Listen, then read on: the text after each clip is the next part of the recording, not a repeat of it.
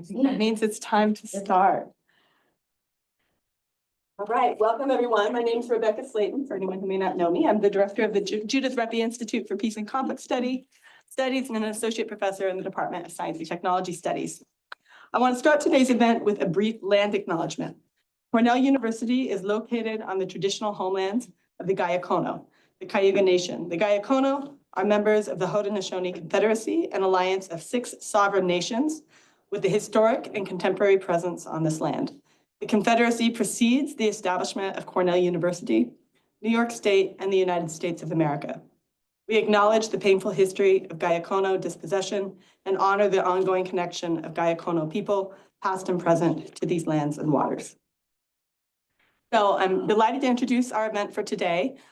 Very briefly, I want to mention that this event is co-sponsored by the Feminist Gender and Sexuality Studies program, as well as the Gender and Security Studies, or Gender Security Sector Lab, GSSL, which Professor Karim directs.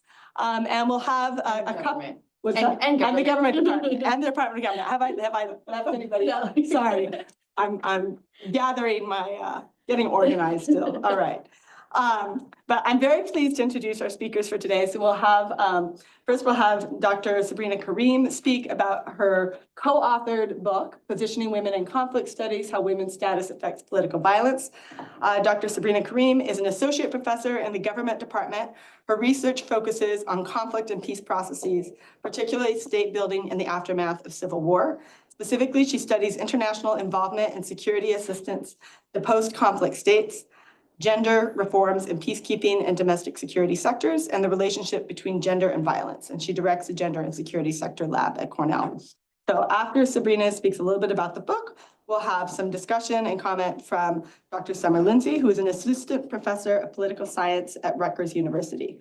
Her research focuses on the enduring implications of armed conflict for women's security. And her work combines experimental approaches with quantitative and qualitative observational work to understand when and how social norms related to violence against women change.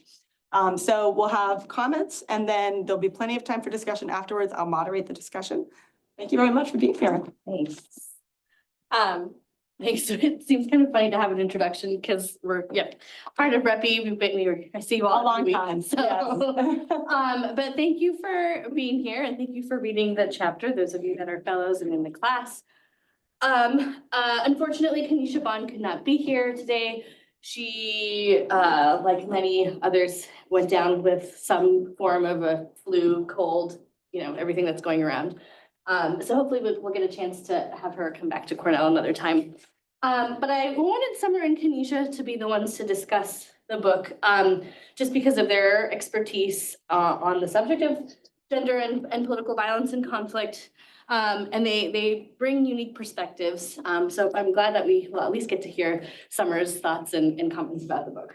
So the book came out in October, so it's not really a book launch, but it's a few months later. It came out late last year, but we are excited about it and I hope that people read it, but it's meant to, it's really actually meant to be a little bit more of a teaching tool, more than kind of like a traditional academic book, all meant for policymakers, but also for graduate students. There's a strong research design element to it. If you read the introduction, you'll know the first 2 chapters are pretty strong on kind of thinking of concepts, measurement, things like that. And then the rest of the book is where I think the meat and kind of the heart of the contribution comes in terms of the literature on gender and political violence, which I will get into. But that'll be kind of the focus of the talk. Okay, so we kind of start from this premise. And actually I should tell you the origin stories of the book before, because it kind of gets into this observation, which is that every time I would read a World Bank study or a UN study or something, policy oriented, and even in the academic literature, every reference, almost every time there would be talking about women, the word women was not used, but rather gender equality, right? Which they're totally different concepts. And so this was kind of a pet peeve of mine. And this was happening kind of in grad school, but then also, as I became an assistant professor In conjunction with that, when I was in grad school, in one of my methods classes, we were required to create a measurement model, which I won't get into. But basically, so that's something that I started working on as well when I was a graduate student as a part of a class that I took. And I happened to be giving a talk at the University of Georgia, where I met Danny Hill, co-author, who was also working on the same kind of measurement model that I was, which is basically taking all of the indicators that are out there on women's rights, women's inclusion. You know, you can think of, you know, indicators like fertility rate, women, maternal mortality, et cetera, and creating a scale around that. So that's what I was doing, and that's what he was doing. And instead of competing, we decided to kind of work together on it. So that's kind of how the co-authorship came to be. And then along with this observation that most researchers, policymakers, and practitioners use gender equality when they actually mean women, right? And most of the measures that we have out there to quote unquote measure gender equality are actually measures about women. Right? So here's just, you know, I like, the book has a whole list of examples like this, but like this was like yesterday on the internet, when again, I just typed in gender equality, gender and conflict. You can see like the hits are exactly what I'm talking about. Gender equality is a marker of peace and security. Gender equality prevents violent conflict. Gender equality is not only a fundamental human right, but a necessary foundation for peaceful, prosperous, and sustainable world. Does gender equality lead to peace? Right. But if you read deeply, what these articles are really talking about are women, right? And not necessarily what we really mean by gender equality. So that led me to take a deep dive into a lot of the kind of like foundational political science literature on concept measure and kind of measurement concepts, like how we think about concepts, to really go back to the basics and think about what are the actual characteristics of gender equality. And do we even see like the word woman in that definition? And so this definition of gender inequality comes from a very vast reading of the feminist IR literature, as well as kind of, you know, a lot of the literature on like gender construction. What do we mean like this, the development of the concept itself? And so we came to the consensus of 4 different characteristics: the social construction of masculine and feminine identities, hierarchy that subordinates certain identities, identities that are relational, and the fluidity and rigidity of identities. You'll note that none of those characteristics, right, have the word woman in it. So it's a totally different concept in its construct than what we then kind of posit to be the rest of the book, is what the rest of the book is about: women's status, which we also then did a kind of a deep dive in terms of thinking about the characteristics. And here, the relevant characteristics are pertinent to those that are who biologically identify as women and girls, and a person's standing or importance in relation to other people within a society. So, and then from that, we also do the same thing for these 4 subcategories of women's status. Essentially, women's inclusion, women's rights, harm to women, and beliefs about women's gender roles. Right? And you can see that there's some overlap, you know, there's like some relationality with some of these concepts and not others. But what we say is like, you know, there's a lot of the feminist literature that's like just like criticizes the conflation of gender equality and the word gender and women. But we kind of move a different direction to say that there are two big problems when it comes to inference of any sort, which is one, concept stretching.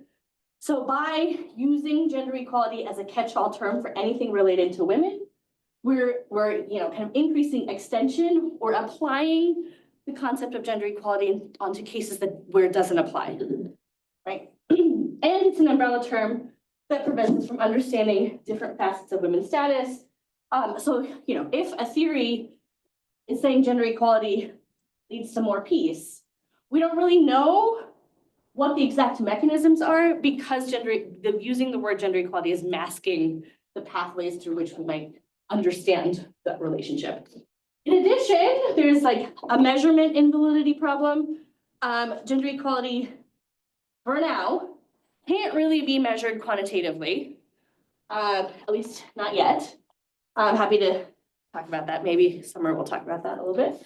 And what's done is whenever people mention, and this is more in the literature in political science, whenever they talk about gender equality and measuring it, usually the most convenient indicator is used, which is fertility rate, or actually women's primary education. And most of the time it's always related to women. And these measures and indicators are not correlated with each other. So when one scholar says gender equality leads to XYZ and uses, fertility as the measure, and another person says the same thing, but uses primary education for girls as another, it's a problem, right? Because those two things aren't necessarily correlated. So what do we suggest? It's a basic pivot to basically measuring and using the concepts that you mean rather than this umbrella term, which is a pivot to women's status when referring to women.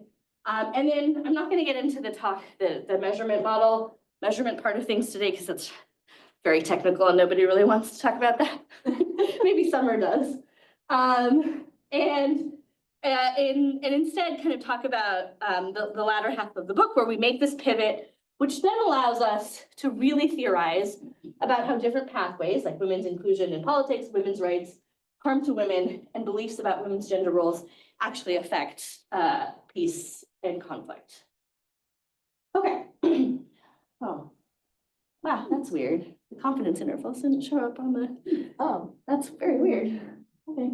There's supposed to be a lot of colors here. I don't know where they went. Anyways. Okay, we can ignore that graph for now. So basically what we do, and I'm gonna not go over all 12, but I will go over kind of some of them briefly. But basically we have 12 different theories for how either women's inclusion or women's rights or harm to women or negative beliefs about women's gender roles affects different types of political violence. We look at civil war, interstate war, repression, and terrorism as the dependent variable in terms of thinking about political violence. And find, unsurprisingly maybe, that not all of these things correlate with each other as the literature would suggest. So I should have mentioned that there are over 100 studies, quantitative studies, that have found some kind of correlation between gender equality and conflict, right? Again, using lots of different measures, very muddled theories. And so I think the contribution here is like we parse the theories apart and apply them to the right variables, right? Okay, so what do we find? Women's inclusion in politics, this is like one of the more robust, so in quotes, robust findings, that there's more women in the legislature, the more peaceful a society might be. This isn't exactly, so we don't find that. So first of all, so there might be different theories for why this might be the case. So one is diversity in peacemaking. So if you have more voices at the table, right, that might lead to a longer term peace.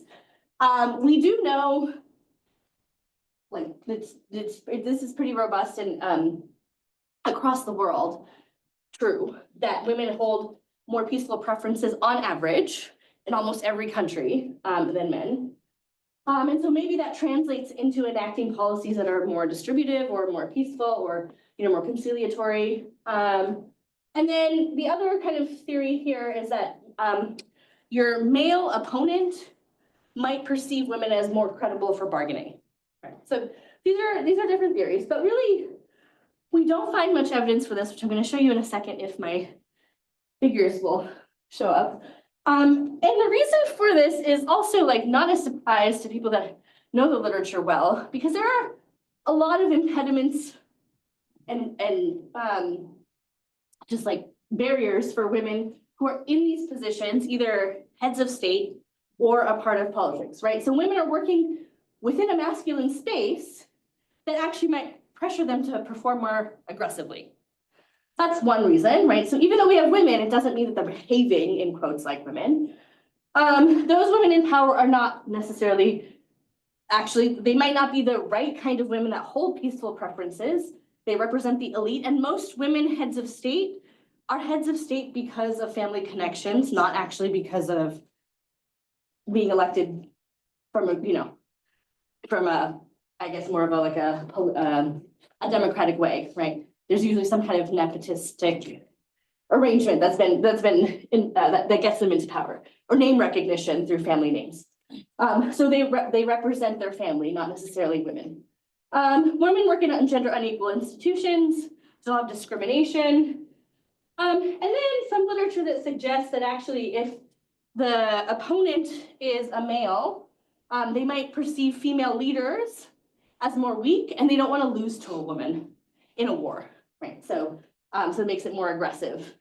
And then something that maybe we'll come back to is that there can be backlash by women in society. Okay, so this is just to show you that really almost everything is null, except for like this terror attacks, which I'm not going to go into, but I can if you want to talk about it. But in general, not much here for women's inclusion. What about women's rights? And I should say at the beginning of each chapter, we define what these concepts mean. So you can also ask me about that, but I'm not going to do that. So we have two different theories here for women's rights. So one is that women's rights is just another part of kind of the liberal value. So if anybody knows the democratic peace theory, right, democracy, but then there was also the thought that there was free trade, that like all of these like liberal values might like lead to more peace, right? And so women's rights just fits into that. It's signaling a type of state. The more convincing, I think, theory is that women's rights requires mobilization of women's activism. So you never get, and the literature suggests, in order to get women's rights, you must have women's organizing or civil society or social movements that push for women's rights. So they go hand in hand.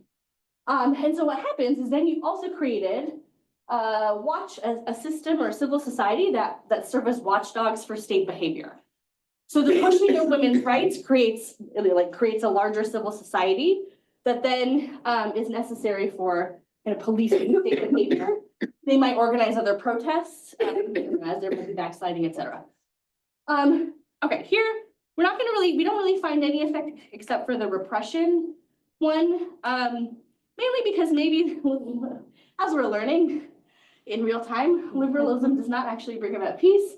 And like there's also, we're going to return to the backlash thought in a second. But really, what we do find is that women's rights can reduce state repression. And this really lends itself to the kind of watchdog theory, right?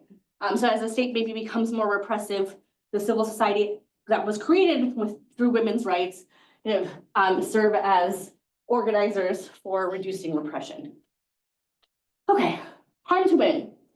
Harm to women is basically not a law or policy by the state, and it's not women's representation, but it's just the structural or physical violence that women might face in a society. And here there are a number of theories. So one is war becomes costlier if you just simply value lives less.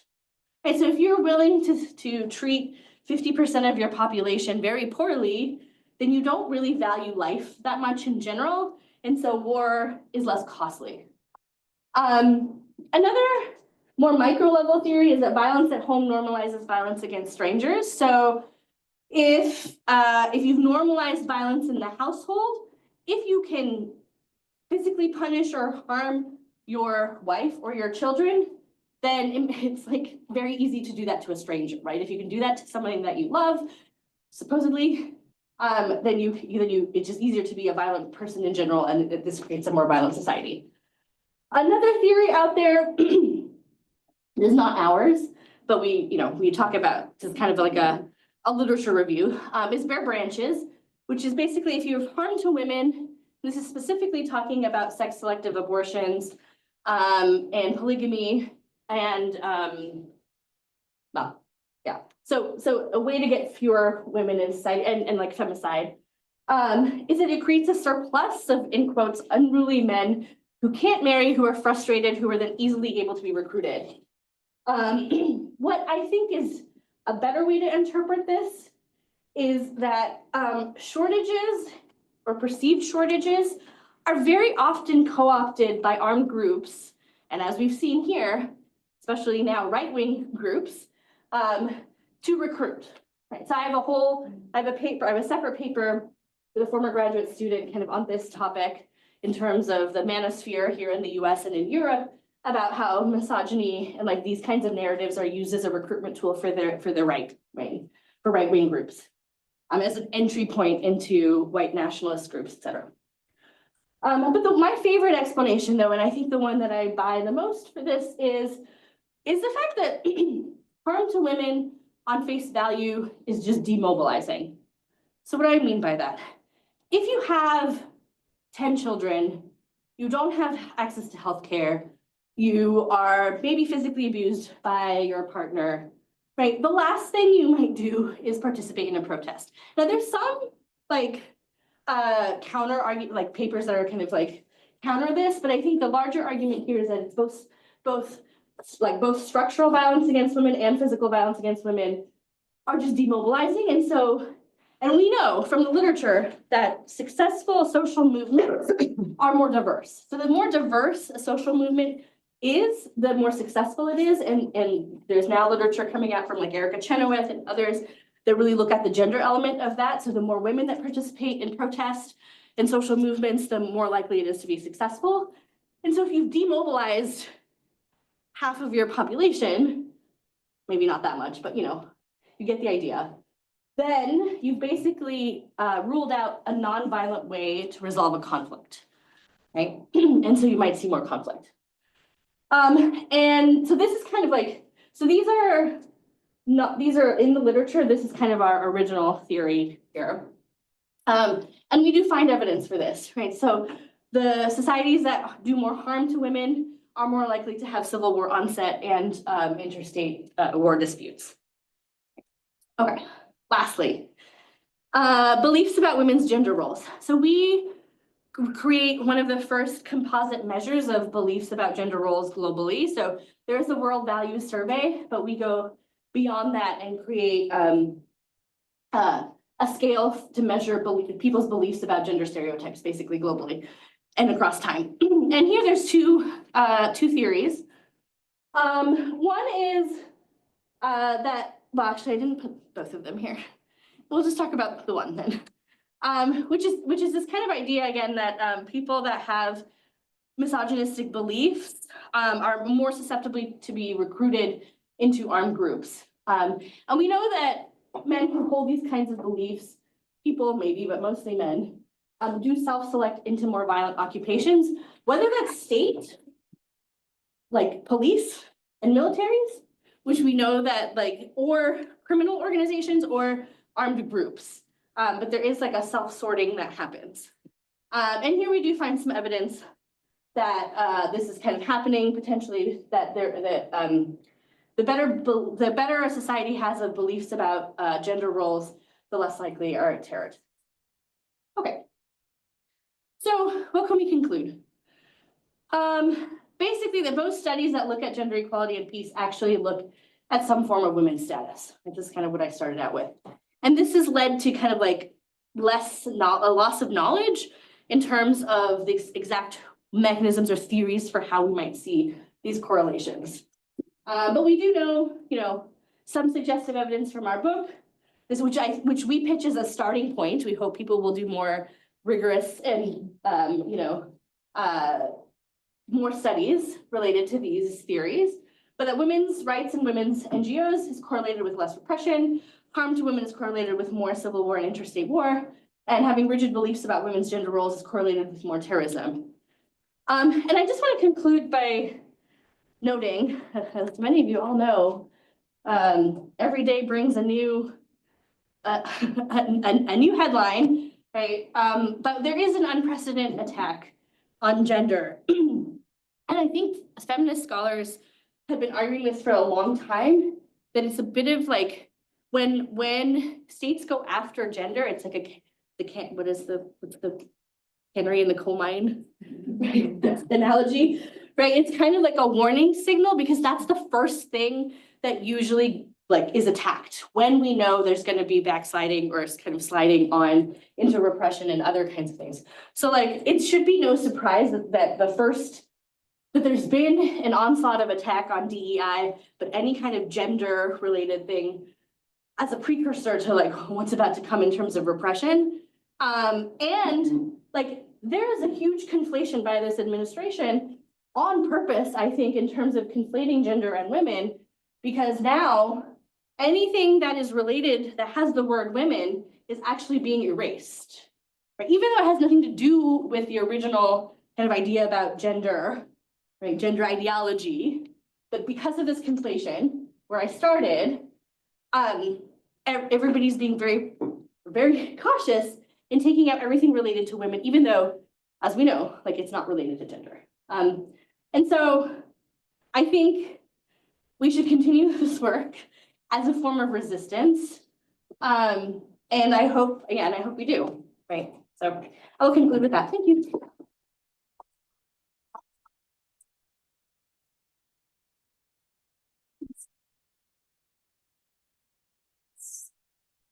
Not have slides, so you will just listen to me speak. How's everyone doing? I'm really pleased to be here to be discussing Sabrina Karim and Danny Hill's new book. The book advances an argument that scholars and policymakers should really shift their focus away from this concept of gender inequality, which is all too encompassing to be useful, and focus more explicitly on women's status, right? And this women's status is actually comprised of 4 components that move in different directions. So when I think about this, I think about Cynthia Enlow's book, Bananas, Beaches, and Bases, which she wrote 35 years ago, when she asked us to have a feminist curiosity about the world and offered this feminist curiosity as a way to see the operation of power in international politics and in unseen places. And so Enlow tried to expose power involved in gender by asking us to ask a simple question, which is, where are the women? And to me, when I read this new book about positioning women in conflict studies, I see it as a call to return to this more simplified question of where are the women? What is the status of women in society and on particular dimensions? And doing this can help us to see how power, where the power lies and how it operates. And also importantly, how this might change, right? To think about where it is and describe it and understand it, we can also better see how change can happen. So this book can very convincingly argue, I didn't start my timer.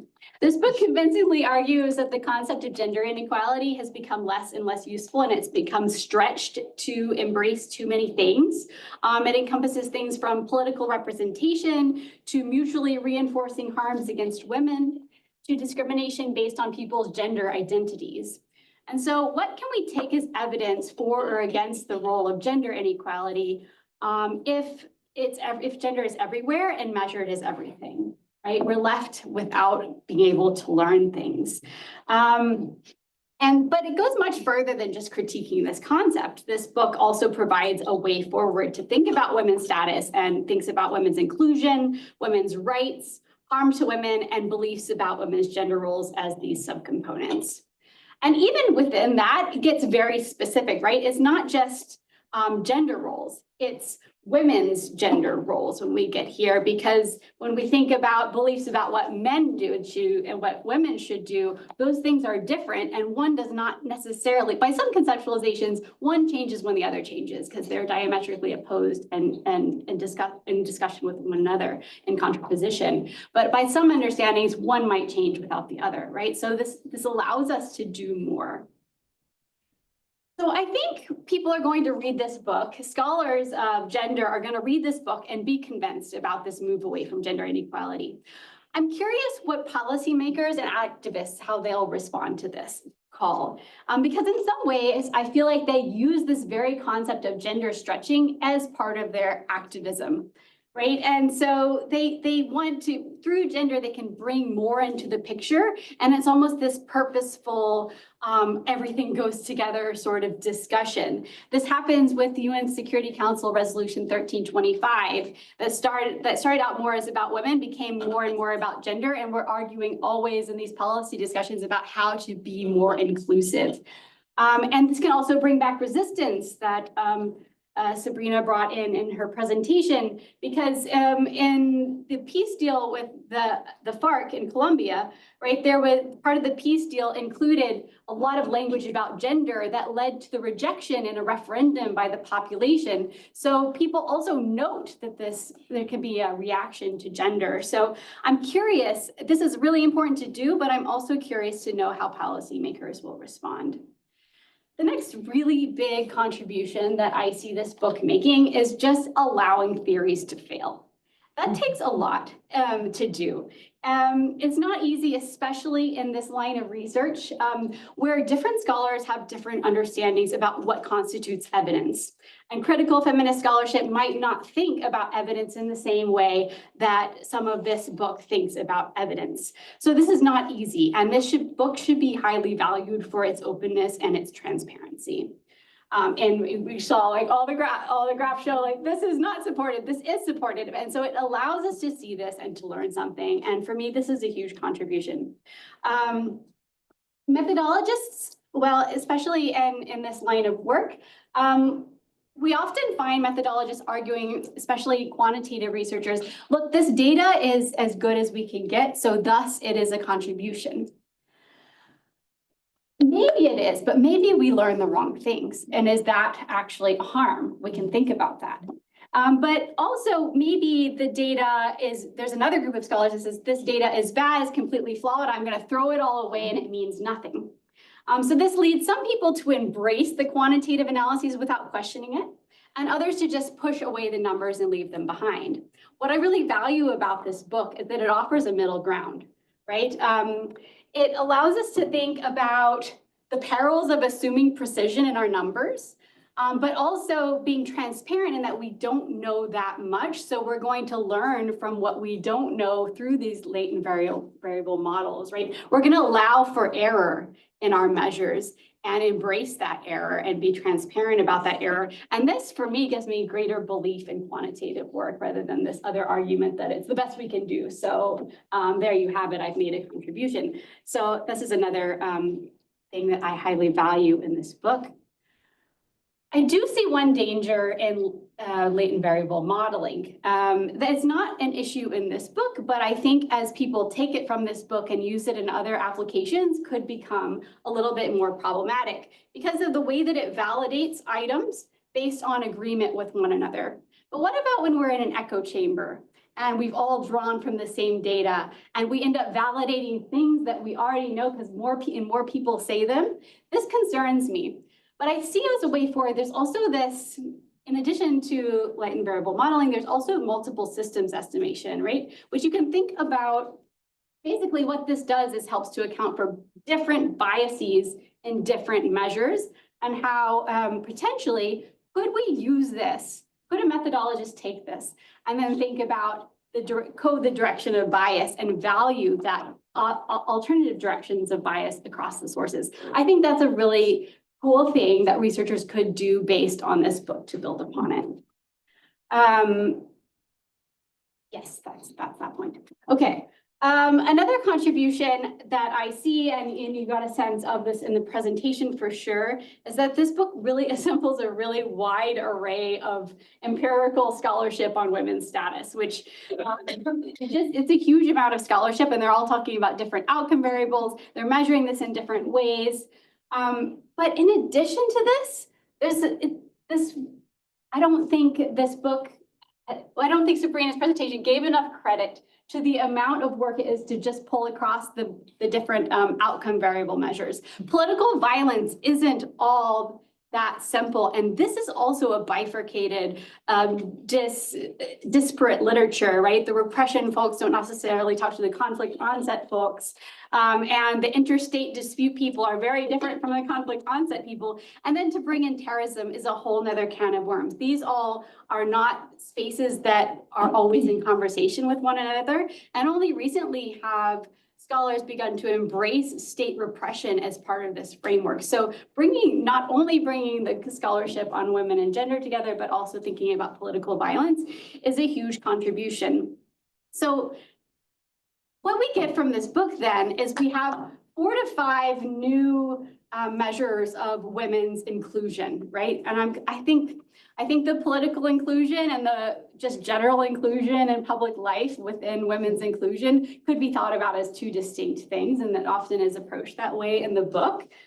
So we have 4 to 5 new measures here, independent variables in this study. And we also get like this range of political violence outcomes that aren't always thought together. So something that emerges from this book is comparisons across all of these different things that weren't always put together. So we have all these different comparisons that new scholars can build upon and make.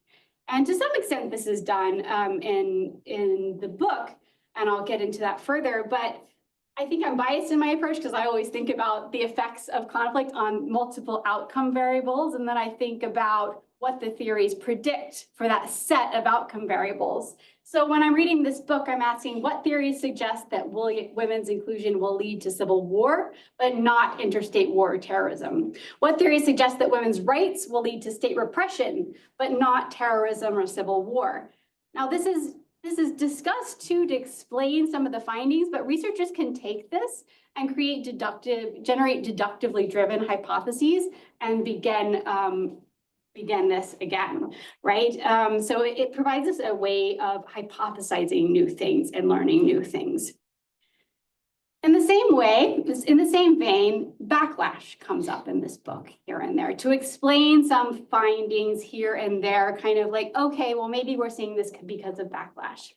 And at one point in the book, there's a jump that shows that when there was the Beijing conference in 1995 that called for more women's rights, that coincided with the decline in beliefs about women's gender roles. So beliefs women should actually stick to their gendered category, things become more rigid in terms of what they can do. So maybe this could be explained by backlash.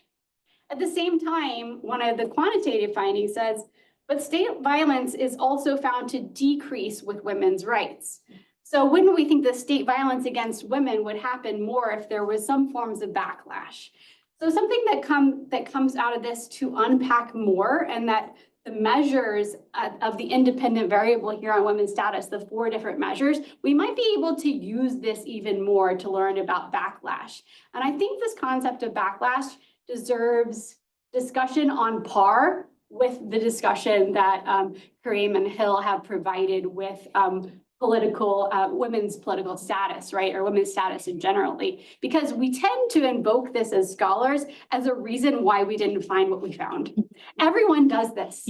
And so, and this troubles me. And the thing is that the 4 concepts though show us a way forward for thinking about, okay, especially this notion of harms to women. When do harms to women happen? Is it when they're more politically included? Is it when they're included more in public spaces? And this is correlated in some of the chapters, but it's not separated by time, right? And to learn about that trajectory. So we learn all about this stuff about political violence, but I think there's even more we can do with this independent variable building from this book. So, I'm speaking too quickly. Okay, so the book reaches many different audiences. So scholars of gender, they're going to read this book, and I think that they'll come away convinced that they need to be more precise in how they use the term gender inequality and women's status, right? I'm curious to see, again, like I said before, in how politicians and advocacy people in women's advocacy groups are going to think about this and whether they will embrace such a change as well. For scholars of political violence, I think they'll also be reading and engaging this book. And I think the measures and concepts that the study derives we'll certainly see the use of these measures in the quantitative literature on Civil War, right? One of the contributions that comes with this book is a great data set, right? That quantitative scholars, when they're running aggression or unrelated to gender, they often now at least look for a gender variable and they will throw it in. This has been very readily made and scholars can do this. And we're going to learn so much as more and more people do this with these measures, right? And they'll have the 4 alternatives to use. And the way this is publicly posted and publicly available, and I think going to be updated. Is that true? I don't know. Anyway, it'd be great if it could be updated going forward. But yeah, I think this is a contribution on its own. And it's also, okay, this set of scholars on political violence, again, I said that I think that putting these outcome variables and different forms of political violence together can also be something that political violence scholars of political violence will highly value, and also think about these different hypotheses in the same form, where they're comparing across different forms of violence and what they see coming together and what they don't see. And that's actually quite rare. For the methodologists, this book really provides a model of very clear conceptualization. And it goes through very, very slowly to show, okay, this concept has these three components. Then we're going to add this one component when we talk about it in this way, when we think about women's inclusion versus women's rights versus harm to women. We're adding 1 or 2 more to this very basic idea. But this isn't the only thing that needs clear conceptualization in our literature. I can think of violence. This term violence is huge. And I get it. We want to understand that harms come from psychological abuse. We want to understand that this is all harmful. But when we call everything, what if we said a threat to war was violence, right? When everything is violence, there's structural violence. What do we learn about violence, right? So I think in some sense, we could also use such clear concepts and clear thinking in our understandings of violence. And so I think other literature can take the way that this book thinks about this concept and concept stretching and when it's useful and when it's stretched and what we're actually talking about in other research areas. So for quantitative feminist scholars, the concept stretching, I think, will provide a useful, this idea of concept stretching, I think will be providing a useful way to think a lot of different things within this literature. So for scholars, okay, finally, we're going to say some people are going to be disappointed when they read this book, especially scholars of women, peace, and security agenda, because some of the findings about women's inclusion, this is disheartening because people want these theories to be the case. They want women's inclusion to lead to more peaceful outcomes. They want to have a reason beyond just goodwill and the right thing to do to engage women, to argue in the Security Council that we need to do this. This makes sense. I understand this. But so for some people, this is going to be somewhat disheartening.